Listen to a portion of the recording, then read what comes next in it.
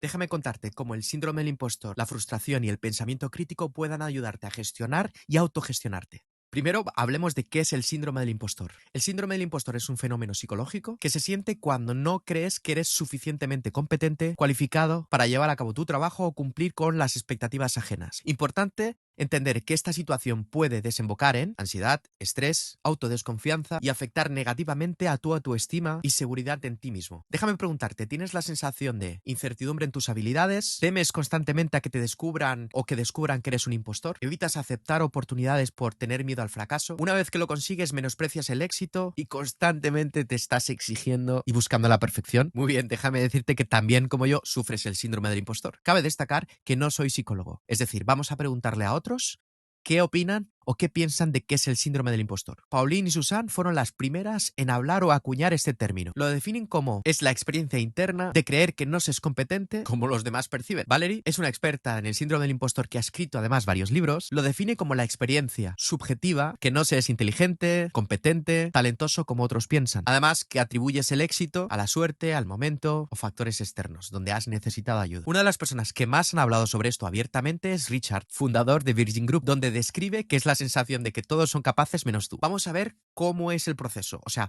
cómo es el ciclo de sentir que vives en el loop constante del síndrome del impostor. Como puedes ver en la imagen, se representa un círculo, en el cual empieza por la tarea, por otro lado, cómo te sientes frente a ella y dos formas de enfocarla: exceso de preparación y procrastinación. Si vamos por el camino número 1, camino que nos va a llevar ahí es el esfuerzo, es decir, prepararnos al extremo para poder dar solución a la tarea. Por otro lado, Internet está lleno de memes de estos, es dejar la tarea para el final. Y además, contar con el factor suerte. Quizás en el último momento tendré la suerte de poder cumplir el objetivo. En ambos casos, si lo conseguimos, la sensación será de alivio.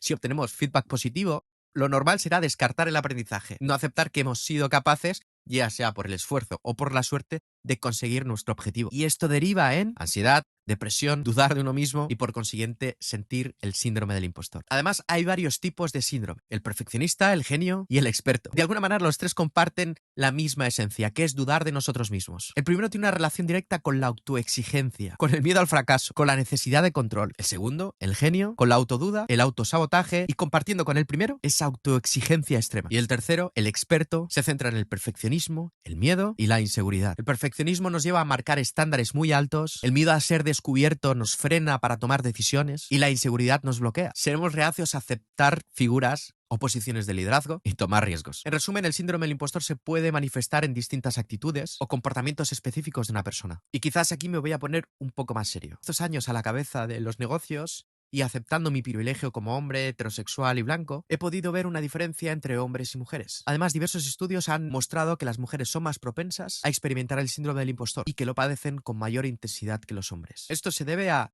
estar expuestas a los estereotipos de género, expectativas culturales, donde de forma constante encaran presiones para ser perfectas en varios aspectos de su vida, como su carrera, su vida familiar, su apariencia física, y estas expectativas pueden generar inseguridades y la sensación de ser incapaces de cumplir estándares impuestos. Y quizás aquí me detengo en la reflexión que he podido ver a lo largo de estos años y algo que he podido tomar en cuenta es la falta de referentes femeninos. Escuchando podcasts como el de Vostok 6 y revisando mis referentes, me doy cuenta que la mayoría de mis referentes son masculinos. Por lo tanto, las mujeres tienen menos referentes en campos laborales o posiciones de liderazgo. Por lo tanto, las puede llegar a sentir que no pertenecen o que no son lo suficientemente buenas. De modo que para combatir el síndrome del impostor en nuestras compañeras o en el equipo femenino, es importante combatir los problemas culturales y estructurales que afectan. Y tú, como hombre que estás a la cabeza de un equipo, o que tienes la responsabilidad y la capacidad de poder combatir esto, te propongo lo siguiente: incentivar la inclusión y la diversidad, promover la educación y conciencia alrededor del síndrome del impostor, fomentar la comunicación y apoyo entre compañeros y proveer de herramientas y recursos para el desarrollo profesional.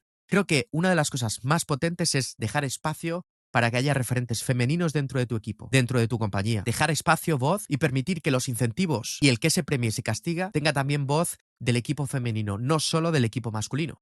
y sin ninguna duda dejar espacio para esos referentes, como bien me ha enseñado a mí el podcast de Vostok 6. Muy bien, una vez que entendemos qué es el síndrome del impostor, vamos a hablar de la frustración, de esa emoción. La frustración es una emoción negativa que sentimos cuando no somos capaces de satisfacer nuestros deseos, alcanzar nuestros objetivos y cuando nuestras expectativas no se cumplen. Esta emoción la encontramos cuando nos enfrentamos ante obstáculos y limitaciones que impiden conseguir nuestros logros y metas. Y esto, amigo o amiga, si te sientes descontento, enojado, triste o impotente, bienvenido a qué es esto de sentirse frustrado. Además, la frustración puede llegar por factores externos o internos. Puede ser externo como dificultades económicas, barreras sociales, problemas o relaciones interpersonales, o factores internos, falta de habilidades, de conocimientos, de recursos opcionales para enfrentarnos a los desafíos. Claramente, en algunos casos sentiremos frustración que nos puede llevar a la reflexión y al crecimiento personal, ya que este sentimiento no significa que sea algo malo, sino que nos puede llevar o empujar a buscar alternativas para desarrollar nuevas vías para combatir precisamente esta emoción que es la frustración en sí.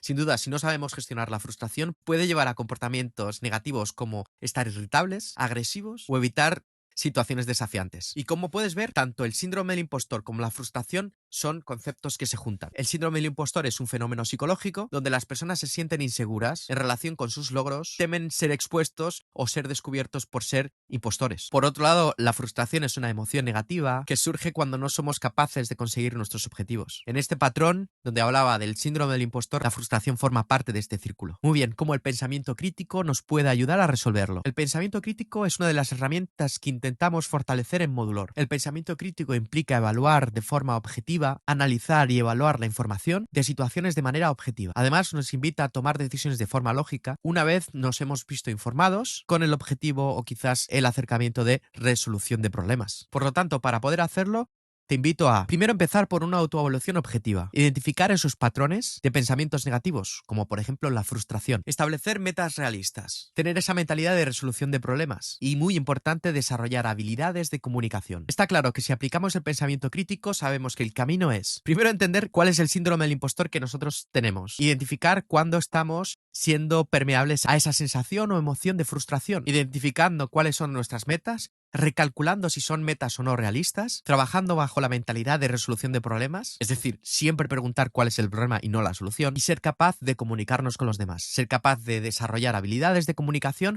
para poder exponer el problema y cuál es el objetivo que nos está impidiendo llegar ahí. Muy bien, espero poder haberte ayudado al menos a que pienses sobre el concepto del síndrome del impostor, qué emoción es la frustración y cómo el pensamiento crítico puede ayudarte. De modo que para ayudar a gestionarte y gestionar equipos, los pasos serían, primero, identificar qué tipo de síndrome del impostor sufres. Preguntarte, como hablaba la semana anterior en la newsletter del domingo, cuál es tu propósito. ¿Por qué en esa pirámide de propósito, prioridades y productividad, por qué haces las cosas? Y una vez que tienes claro el propósito, redefine esos objetivos. Comparte y refuerzas esas expectativas con la gente que te rodea, permitiéndote fallar y aceptando que el fallo es el proceso para poder aprender rápido. Para esto, pregúntate qué has aprendido y rediseña la estrategia. Celebra esos pequeños éxitos para que, independientemente del síndrome del impostor que tengas y la capacidad que tengas de manejar la frustración, seas capaz de construir en base a los pequeños fallos y éxitos el por qué estás haciendo cada cosa y tengas sensación de avance. Creo que no hay nada mejor como ir a terapia, ir al psicólogo para que te puedan ayudar a enseñar a gestionar la frustración, y si estás a la cabeza del negocio o estás a la cabeza de un equipo,